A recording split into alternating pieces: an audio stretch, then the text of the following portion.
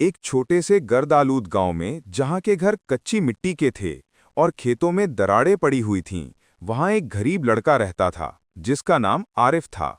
आरिफ के वालिद दुनिया से जा चुके थे और उसकी मां दिन रात मेहनत करके बमुश्किल एक वक्त का खाना फराहम करती थी। आरिफ के कपड़े पुराने और फटे हुए थे, पाँव में जूते नहीं थे, मगर उसका दिल साफ और इरादा मजबूत था। वो दिन भर लकड़ियां चुनता, अपनी माँ का हाथ बटाता और रात को आसमान की तरफ देखकर ख्वाब देखता कि कभी उसकी जिंदगी बदल जाएगी। एक दिन दोपहर के वक्त जब सूरज आग बरसा रहा था, आरिफ लकड़ियां चुनते चुनते दरिया के किनारे पहुंचा। अचानक उसकी नज़र कुछ अजीब सी चीज पर पड़ी। रेत में आधा दबा हुआ एक पुराना मिट्टी का घड़ा पड़ा था। आरिफ ने सोचा, शायद ये किसी काम का हो। उसने घड़ा उठाया और जैसे ही हाथ लगाया, एक ठंडी हवा चलने लगी। घड़े के अंदर से मध्यम सी आवाज आई, बच्चे, मैं सदियों से कैद हूं, किसी सच्चे इंसान का इंतजार कर रहा हूं। आरिफ घबरा गया, लेकिन आवाज नर्म थी। आवाज ने कहा, मैं इस घड़े की रूह हूं। मैं तुम्हें सोना या खजाना नहीं दे सकता, लेकिन तुम्हें ईमानदारी और मेहनत की बरकत दे सकता हूं। अगर तुम सच्चे दिल से मेहनत करोगे तो मैं तुम्हारी मदद करूंगा। आरिफ ने सर झुकाकर कहा, मैं वादा करता हूं कि हमेशा सच बोलूंगा, कभी धोखा नहीं दूंगा।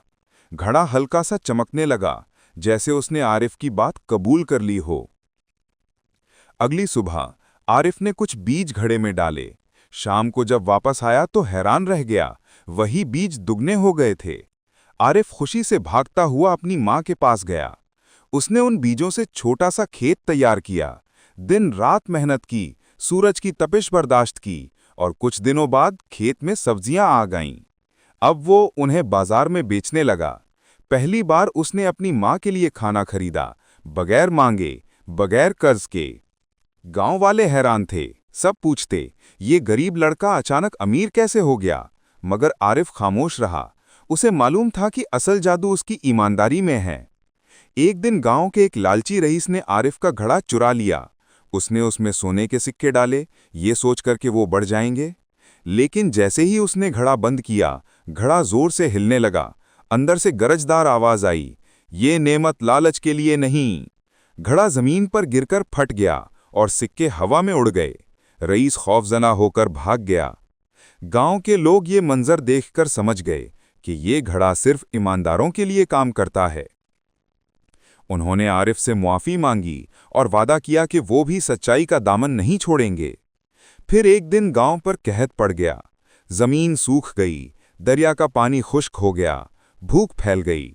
लोग रोते हुए आरिफ के पास आए, बेटा, तुम्हारे घड़े से मदद मांगो, हम सब मर जाएंगे।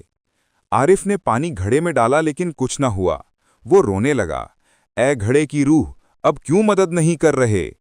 आवाज आई, आरिफ, ये घड़ा अकेला कुछ नहीं कर सकता। जब तक सब लोग मिलकर सच्चाई और मेहनत से काम नहीं करेंगे, बरकत नहीं आएगी। आरिफ ने पूरे गांव को जमा किया और कहा, अब हम सब एक होकर काम करेंगे, झूठ और लालच को छोड़ेंगे, जो थोड़ा है वो सबके लिए बांटेंगे। सब ने मिलकर खेत खोदे, पानी के रास्ते बनाए और जो बीज बचे थे वो बो दिए। तब आरिफ ने